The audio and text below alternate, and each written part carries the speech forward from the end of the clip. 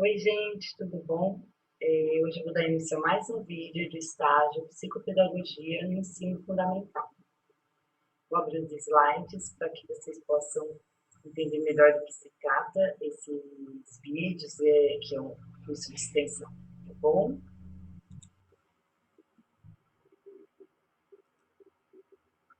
Então, para quem não sabe ainda, eu sou estudante da Uninter, Centro Universitário Internacional. Esse é o meu estágio de psicopedagogia no ensino fundamental, em formato de curso de extensão, para em tempos de pandemia a gente está podendo levar informação para a comunidade. O tema desse estágio que eu escolhi é transtornos e dificuldades de aprendizagem. Eu escolhi esse tema porque acho um tema muito importante dentro da psicopedagogia e levar essa informação para vocês. Para quem ainda não me conhece, não assistiu nenhum vídeo meu, esse é o primeiro, meu nome é Ayla Cristina dos Reis. Eu faço licenciatura em psicopedagogia, meu RU é 20 27218 e, como eu disse, meu estágio supervisionado psicopedagogia no ensino fundamental, aí em formato de curso de extensão. Eu quero agradecer a todos que têm participado dos meus vídeos, desde o início do meu primeiro estágio, que foi em diferentes contextos, e eu fiz aí, trouxe informação para a comunidade sobre o que é a psicopedagogia. E na educação infantil eu trouxe aí informação para a comunidade sobre a psicomotricidade. E agora eu estou aprofundando um pouquinho mais aí nos transtornos, nas dificuldades de aprendizagem. E eu acredito que todos esses vídeos aí vão ser ótimos agora que a gente está aí em tempos de pandemia, um ano novo. Se Deus quiser aí a solução para esse problema gigantesco que o mundo está vivendo, e a chegada da vacina, que tudo dê certo, mas que eu acho importantíssimo aí a gente observar as nossas crianças daqui para frente, o retorno às aulas. Eu espero que tudo dê certo nesse novo ano, né? Que Deus abençoe a todos nós e dê tudo certo, tá? Então vamos dar início. Hoje eu vou trazer, a gente começou esse curso de extensão com a leitura de um livro, volta lá se você quiser acompanhar. Agora eu estou trazendo para vocês alguns artigos que eu acho de extrema importância, que tem assuntos bem relevantes, bastante conhecimento, para dar continuidade aí ao curso de extensão e está falando sobre transtornos e dificuldades de aprendizagem, tá bom? Hoje, o artigo de hoje é as dificuldades de aprendizagem no contexto escolar, patologias ou intervenções pedagógicas não adequadas, o universo do impedimento, do não saber, o ser aprendente em risco. Vamos a um breve resumo aqui desse artigo, que foi escrito pela professora mestre Glaciene Januari Otis Lira. Este estudo tem como objetivo analisar as principais dificuldades das crianças nas séries iniciais no processo de ensino-aprendizagem, visto que este processo de ensino-aprendizagem é, em sua natureza, complexa e permeada por fatores políticos, econômicos, culturais e sociais. O fracasso escolar nas séries iniciais tem sido algo preocupante e motivo de atenção de muitos estudiosos e profissionais que buscam explicar quais os fatores que têm interferido neste processo.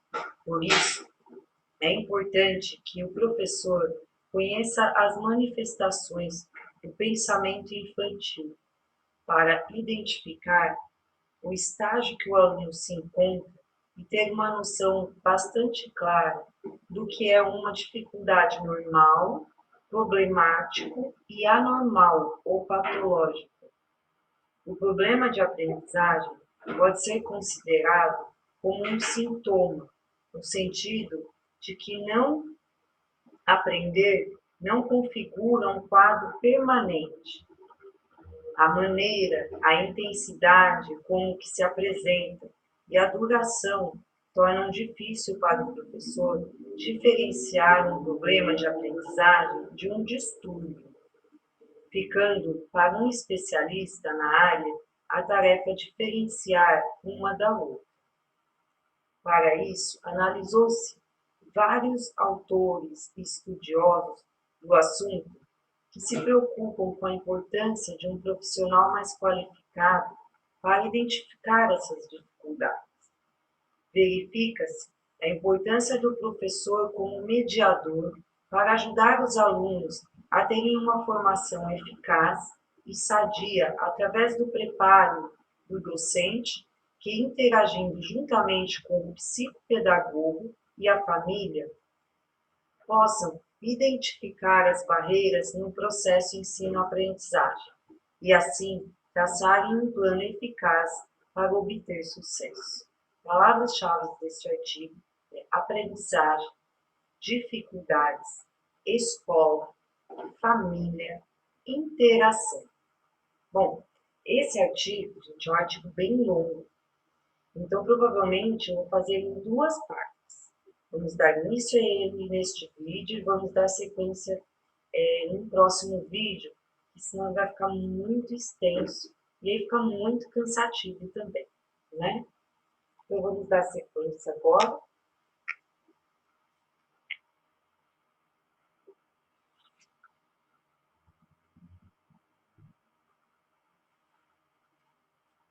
O processo do desenvolvimento da aprendizagem. Vamos entender primeiro o processo de desenvolvimento da aprendizagem. O termo desenvolvimento é facilmente associado a um aumento de estruturas físicas e orgânicas do indivíduo. Porém, ele é mais amplo, pois determina o processo ordenado e contínuo que principia com a própria vida e abrange todas as modificações comportamentais, físicas e da estimulação variada do ambiente. Já a aprendizagem é o resultado da estimulação do ambiente sobre o indivíduo. Abrange os hábitos que formamos, os aspectos de nossa vida afetiva, a assimilação de valores culturais, enfim. A aprendizagem se refere a aspectos funcionais que são amadurecidas pelo meio da estimulação recebida pelo indivíduo ao longo de sua vida. O processo de ensino-aprendizagem é, em sua natureza complexa e permeada por fatores políticos, econômicos, culturais e sociais. Partindo deste pressuposto, destacam-se algumas categorias fundamentais que são importantes no processo de aprendizagem, como empirismo ou ambientalismo, onde o professor é o centro do processo de aprendizagem, que organiza as informações do meio externo para serem interligadas pelos alunos. Assim, estes se tornam apenas receptores de informações. Este modelo de ensino é fechado e acabado, onde o conhecimento consiste no acúmulo de informações e fatos isolados. Há uma maior preocupação com a forma de ensinar bem para o aluno aprender, pois o conhecimento não está no sujeito, mas nos livros e professores, sendo o aluno apenas uma tábua rasa ou recipiente vazio para despejar os conhecimentos. Este conceito é baseado no positivismo e teve grande influência no behaviorismo. De acordo com Costa, surgiu então a Gestalt. Neste momento, não se fala mais em aprendizagem e sim em percepção, que defendia o conhecimento como um resultado de estruturas pré-formadas do indivíduo. O behaviorismo e a Gestalt estudam o comportamento como objeto da psicologia. Só que o behaviorismo estuda o comportamento estímulo-resposta, tentando isolar o estímulo que corresponderia à resposta esperada. Já a Gestalt diz que o comportamento estudado de maneira isolada perderá o seu significado. A psicologia genética criou perspectivas de aprofundamento da compreensão sobre o processo de desenvolvimento na construção do conhecimento. Mais especificamente,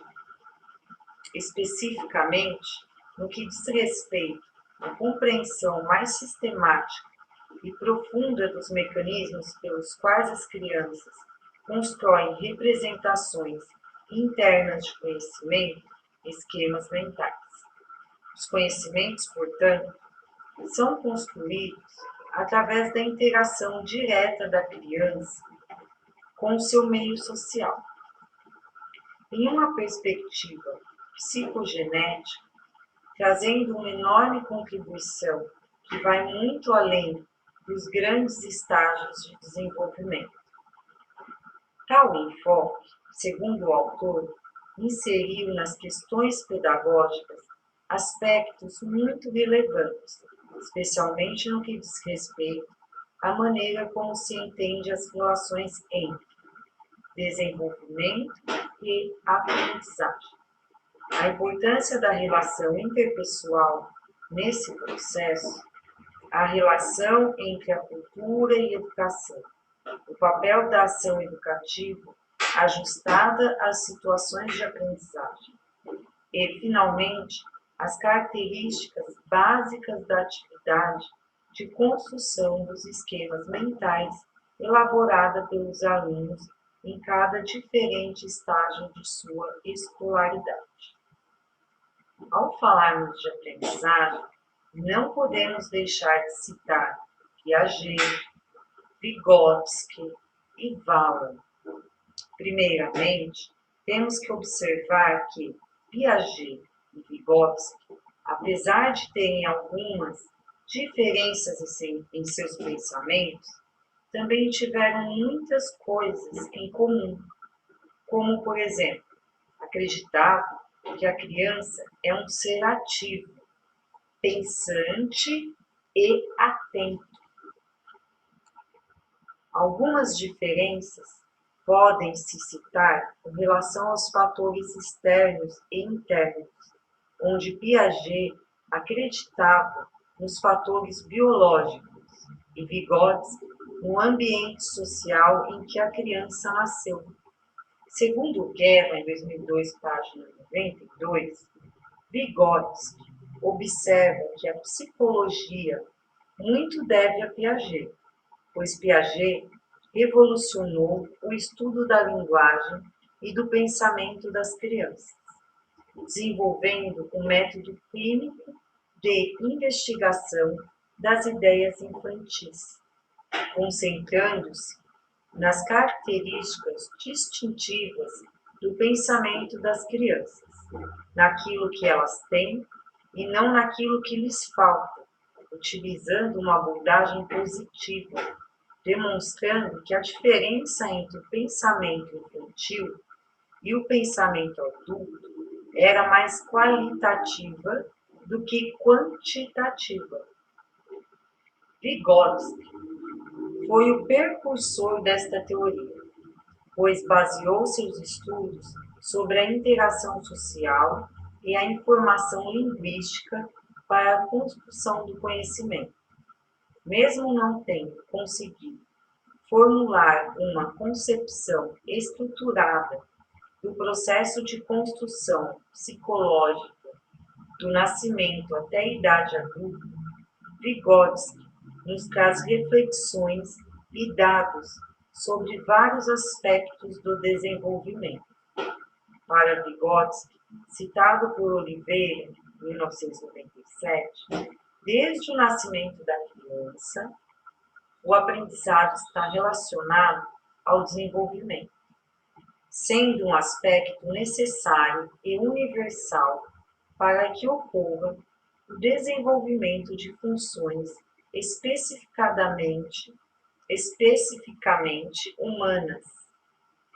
O contato com certos ambientes culturais são importantes para o despertar de processos internos no indivíduo. Sem estes contatos, o desenvolvimento não ocorreria. Pode-se, então, entender como construtivismo a corrente teórica que se propõe a conhecer o desenvolvimento da inteligência humana e a ela adequar os métodos de ensino.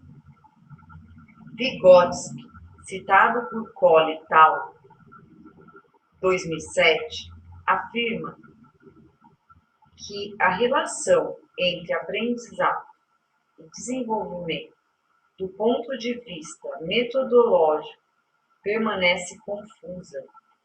Todas as concepções correntes da relação a este processo em crianças podem ser reduzidas a 3 grandes posições teóricas.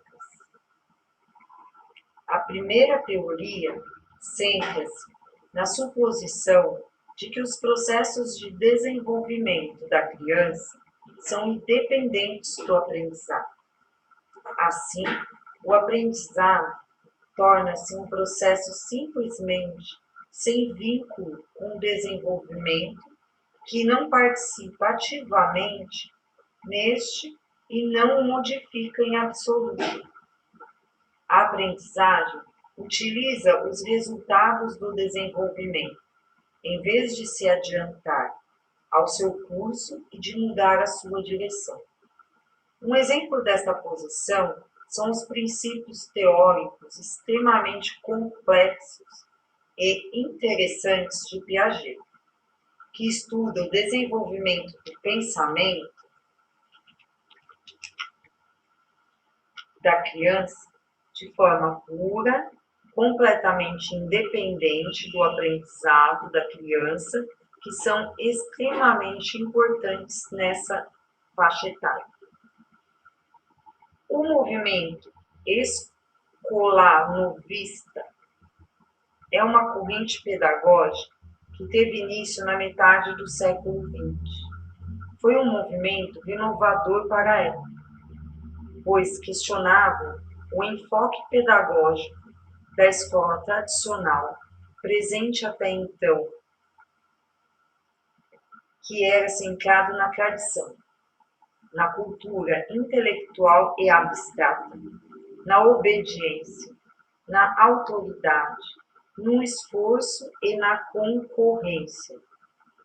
Maria Montessori, médica formada em pedagogia, desenvolveu um método onde ela acreditava que a educação era uma conquista da criança, partindo da concepção de que já nascemos com a capacidade de ensinar a nós mesmos, desde que nos seja dado as condições.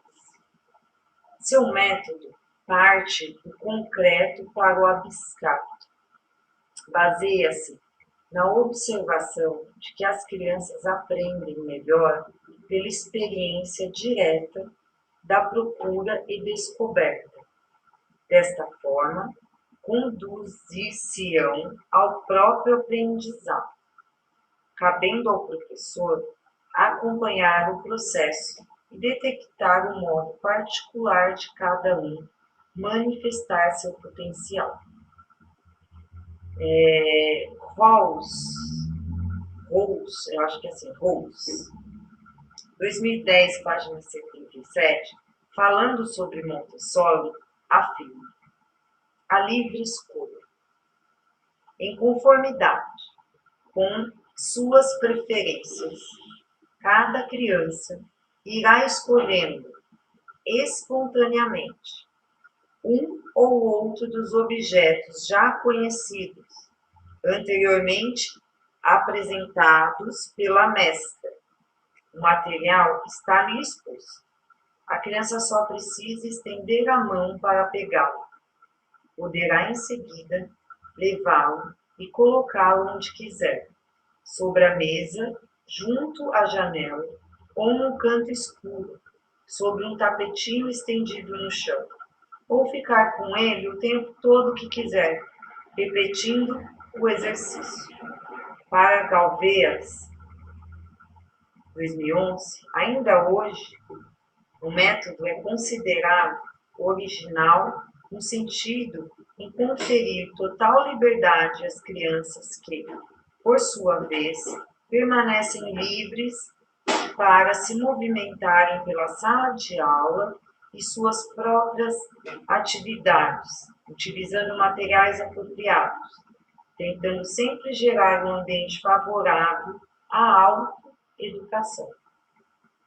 A manipulação desses materiais em seus aspectos multissensorial é, igualmente, um fator fundamental para o aprendizado da linguagem, matemática, ciências e prática de vida. Há alguns princípios fundamentais nesse processo, como a atividade, a individualidade e a liberdade, com ênfase nos aspectos biológicos, pois, para Montessori, como a vida é desenvolvimento, seria função da educação favorecer esse desenvolvimento. Os estímulos externos formariam o espírito da criança, precisando, portanto, ser determinados. O método Montessori foi influenciado por Rousseau e pelo desejo de adequar a educação às possibilidades das crianças. Propõe desenvolver a totalidade da personalidade da criança e não somente suas capacidades intelectuais. Preocupa-se também com as capacidades de iniciativa, de deliberação e de escolhas independentes e com os componentes emocionais. Rawls afirma que a mente de uma criança certamente não está vazia de conhecimentos nem de ideias quando se inicia a educação dos seus sentidos, mas as imagens mantêm-se confusas à beira do abismo. A criança começa a distinguir as propriedades dos objetos, a quantidade da qualidade, separa o que é forma do que é cor, distingue dimensões segundo a sua predominância, em objetos compridos ou curtos, grossos e finos, grandes e pequenos. Separa-os em grupos, chamando-os pelo próprio nome: branco, verde, vermelho, azul, amarelo, violeta, preto, alaranjado, marrom, rosa. Distingue a cor em sua intensidade, dominando claro e escuro os seus extremos. O gosto é diferenciado do olfato, a beleza da feiura, os sons dos ruídos. Como aprendeu a pôr cada coisa em seu lugar no mundo exterior, assim também pode chegar, graças à educação dos seus sentidos, a estabelecer uma classificação fundamentada sobre essas imagens mentais. As verdadeiras características motoras ligadas à inteligência são a linguagem e a atividade da mão a serviço da inteligência para realizar o trabalho. Quando uma criança deseja movimentar-se, ela já sabe antecipadamente o que quer fazer e sempre quer fazer uma coisa conhecida, isto é, algo que ela já viu alguém fazer. O mesmo se pode dizer em relação ao desenvolvimento da linguagem. A criança adquire a linguagem que ouve falar ao seu redor e, quando diz uma palavra, é porque se aprendeu ouvindo alguém dizê-la e a conservou presente na sua memória. Contudo, utiliza segundo sua própria necessidade e momento que desejar.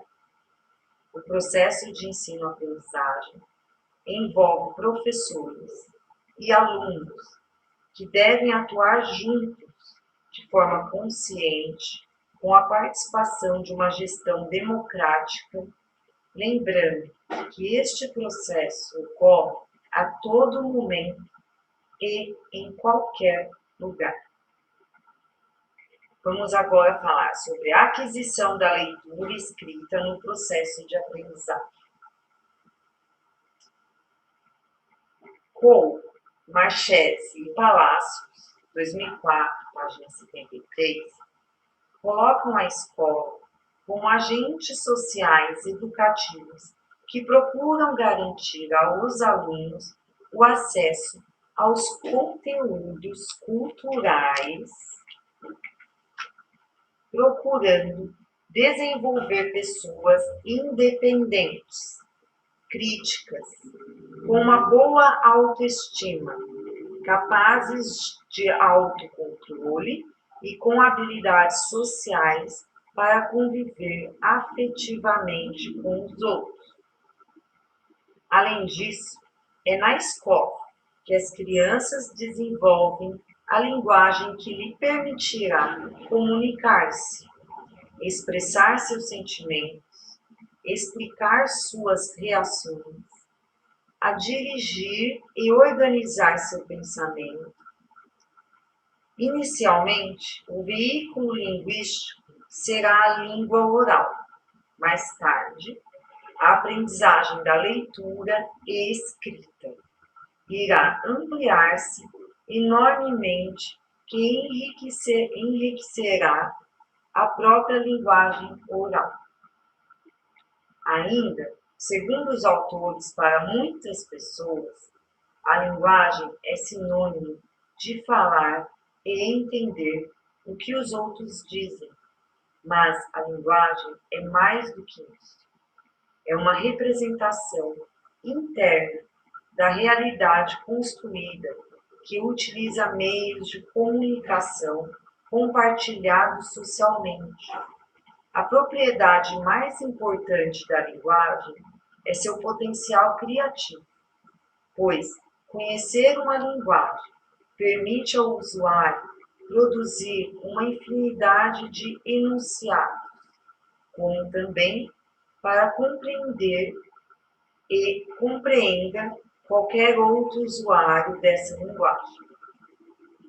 Para Vygotsky, a apropriação da escrita é uma questão complexa e demanda discussão. Diante de tal fato, percebe-se a necessidade de recorrer à história da linguagem escrita.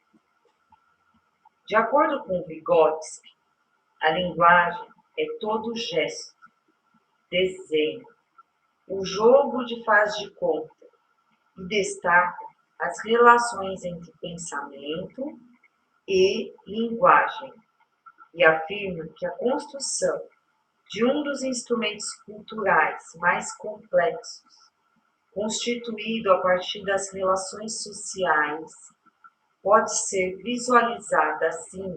Ele enfatiza a necessidade do ensino da linguagem escrita e não apenas da escrita das letras.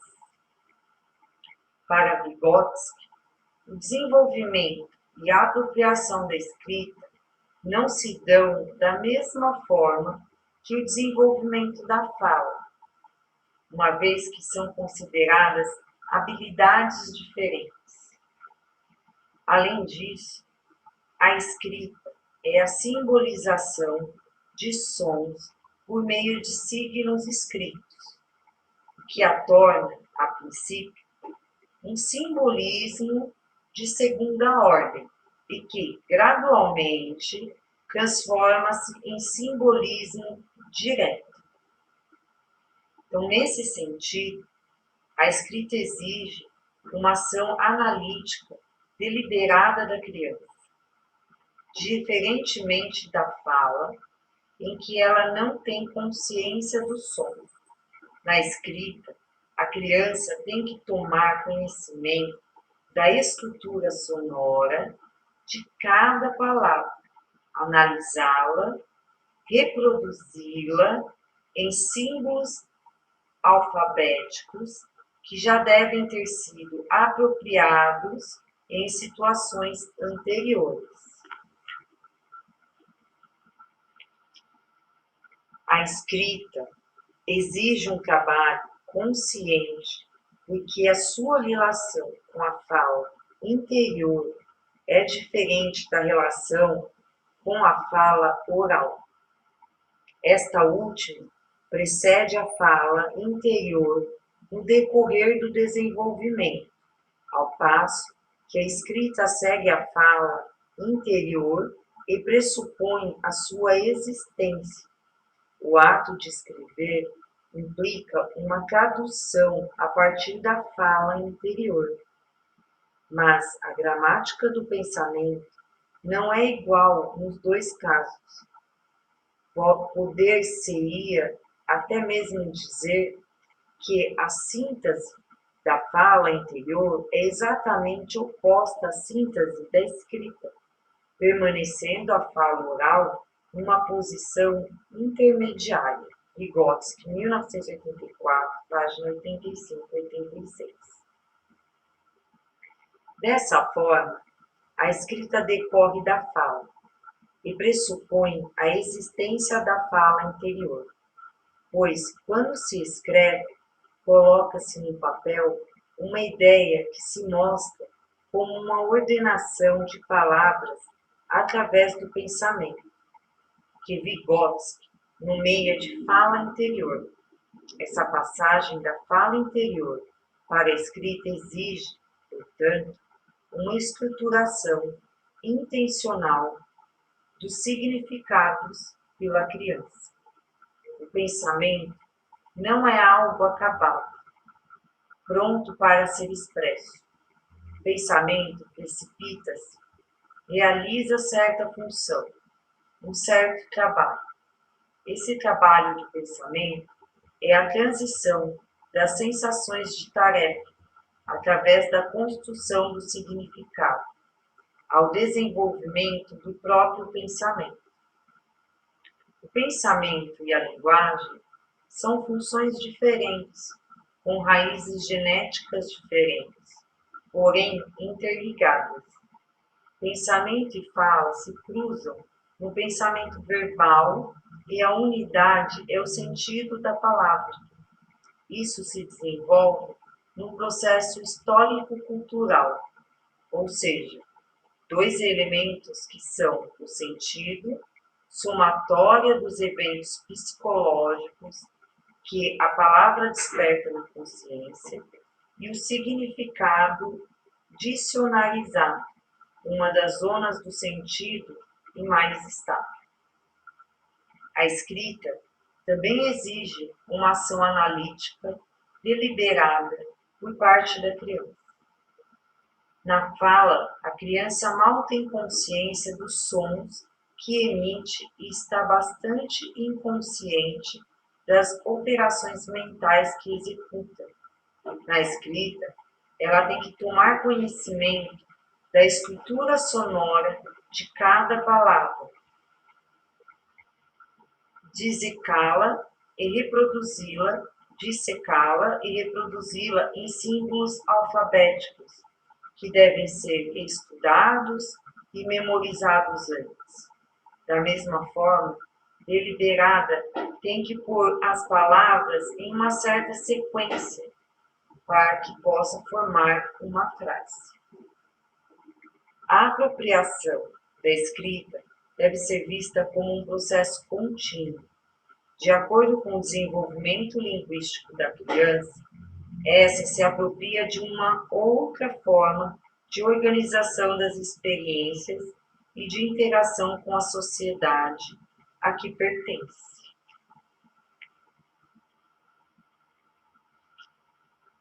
De acordo com Frank, a linguagem é um trabalho coletivo em que cada um se identifica com os outros e a eles se contrapõe, seja assumindo a história e a presença, seja exercendo suas opções solitárias.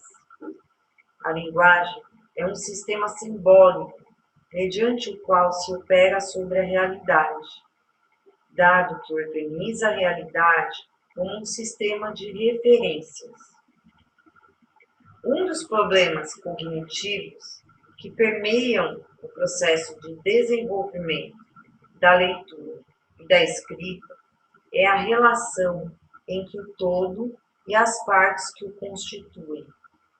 A criança poderá fazer diferentes tipos de correspondência, uma letra para cada parte de uma oração, uma letra para cada sílaba e outra. As etapas do processo de construção da escrita foram elaboradas de acordo com pesquisas de Ferreira, da seguinte forma: nível pré-silábico. No início dessas construções, as tentativas das crianças dão-se no sentido de reprodução dos traços básicos da escrita que elas se deparam no cotidiano. O que vale é a intenção, pois, embora o traçado seja semelhante, cada um lê em seus rabiscos aquilo que quis escrever. Dessa maneira, cada um só pode interpretar a sua própria escrita, e não a dos outros. Nessa fase, a criança elabora a hipótese de que a escrita dos nomes é proporcional ao tamanho do objeto ou ser a que está se referindo. Nível silábico. São construções cuja hipótese central é que, para ler coisas diferentes, é preciso usar formas diferentes. A criança procura combinar de várias maneiras as poucas formas de letras que é capaz de reproduzir.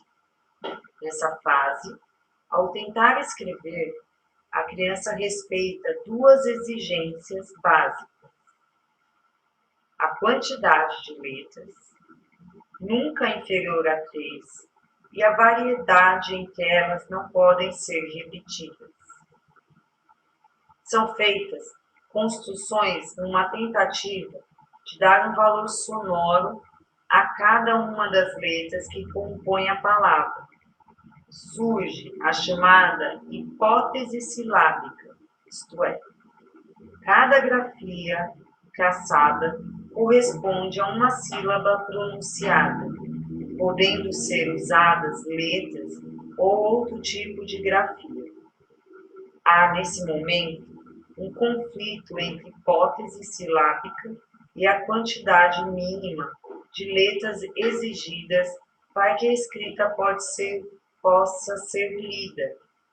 A criança, nesse nível, trabalhando com a hipótese silábica, precisa usar duas formas gráficas para escrever palavras com duas sílabas, o que vai de encontro às suas ideias iniciais de que são necessários pelo menos 3 caracteres. Esse conflito a faz caminhar em seu processo de alfabetização. Ainda nessa fase, a criança representa cada sílaba ou emissão oral por uma única letra, caminhando assim para outra fase. Então, até na aprendizagem, ela tem que viver esses conflitos, né, gente? Para que realmente se dê a aprendizagem. Nível silábico alfabético. Aqui Aqui ocorre a transição da hipótese silábica para a alfabética. O conflito que se estabeleceu entre uma exigência interna da própria criança, o número mínimo de grafias, e a realidade das formas que o meio lhe oferece faz com que ela procure soluções. Ela, então, começa a perceber que escrever é representar progressivamente as partes sonoras das palavras, ainda que não o faça corretamente. Nível alfabético. Finalmente, atinge-se o estágio da escrita alfabética, pela compreensão de que cada um dos caracteres da escrita corresponde valores menores que a sílaba, e que uma palavra, se tiver duas sílabas, exigindo, portanto, 2 movimentos para ser pronunciada, necessitará mais do que 2 letras para ser escrita, e a existência de uma regra produtiva que lhes permite, a partir desses elementos simples, formar uma representação de inúmeras sílabas. Para Coll, Marchesi e Palacios, 2004. Há um esquema claro da aquisição da linguagem que proporciona um marco de referências para entender as manifestações que algumas crianças apresentam, como o período pré-verbal. A criança manifesta certos estímulos desde muito cedo. Produzem protoconversas, que são diálogos muito primitivos, caracterizados por contato ocular, sorrisos, balbúcios e alternâncias nas expressões. Estas condutas são possíveis observar em crianças de 2 meses. Entre os 4 e 8 meses, tais condutas tornam-se mais específicas, permitindo à criança conhecer a estrutura da interação e se antecipe ao adulto.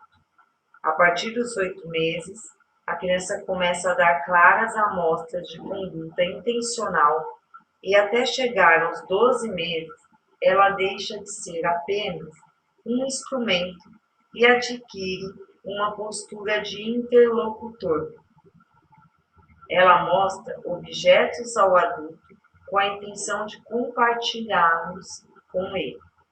É, portanto, nesta fase do pré-verbal que se estabelece as bases da funcionalidade comunicativa de linguagem.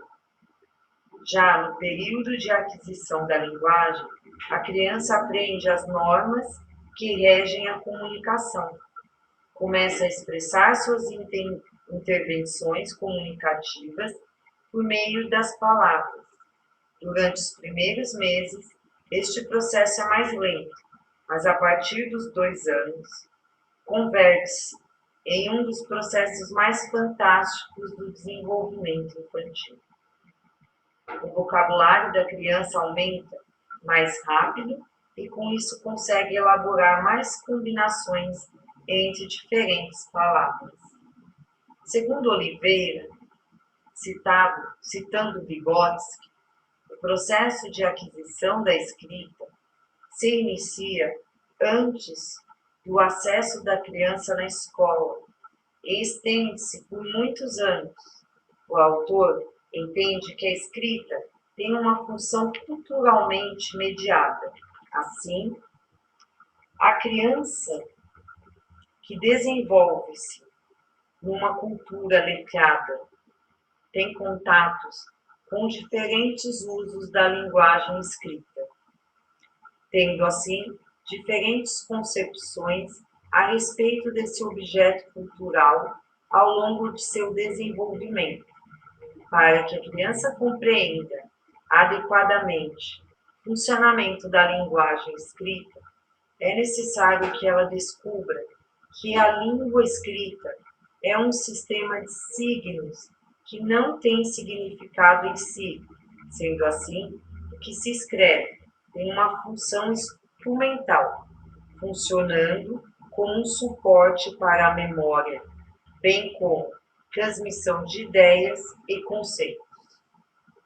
Oliveira destaca: dentro do vasto programa de pesquisas do grupo de Vygotsky, Luria foi seu colaborador que desenvolveu o estudo experimental sobre o desenvolvimento da escrita.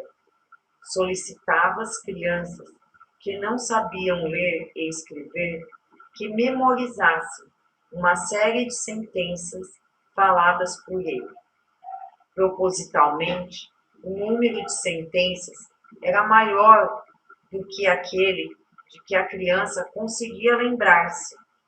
Depois de ficar evidente para a criança sua dificuldade em memorizar todas as sentenças faladas, o experimentador sugeria que ela passasse a escrever as sentenças, como ajuda para a memória. José E. Coelho, 1997, tem a escrita como uma das formas superiores de linguagem. Escrever significa relacionar o signo verbal a um signo gráfico. É, portanto, planejar esquematicamente a correta colaboração das palavras no papel. Assim, o ato de escrever tem um duplo aspecto, que é o mecanismo e a expressão do conteúdo. A escrita passa por diferentes estágios de desenvolvimento.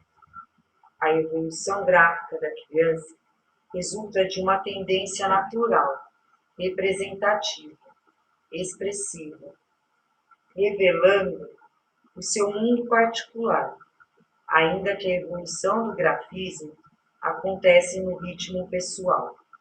Há muitas características comuns nas representações gráficas em várias crianças, classificando o desenvolvimento do gráfico em estágio pré-calígrafo, de 5, 6 a 8, 9 anos.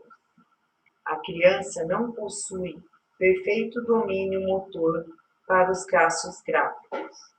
Não tem controle da inclinação e dimensão das letras. Não faz margens ou apresenta-as de forma desordenada. Tem postura errada do tronco, cabeça e braços ao escrever. Copia as palavras letra por letra. Estágio calígrafo, de 10 a 12 anos. A criança já domina as dificuldades em pegar e manejar os instrumentos gráficos. Apresenta escrita mais rápida e regular. Estágio pós-calígrafo, dos 11 anos em diante. Modifica a escrita, dada a necessidade de maior rapidez para acompanhar o pensamento e as atividades escolares. Tem postura correta. José E. Coelho, 1997, página 94. Os autores definem o processo de leitura como algo abrangente que envolve vários aspectos sensoriais, emocionais, intelectuais, fisiológicos, neurológicos, culturais, econômicos e políticos, criando uma relação entre os sons e os sinais gráficos.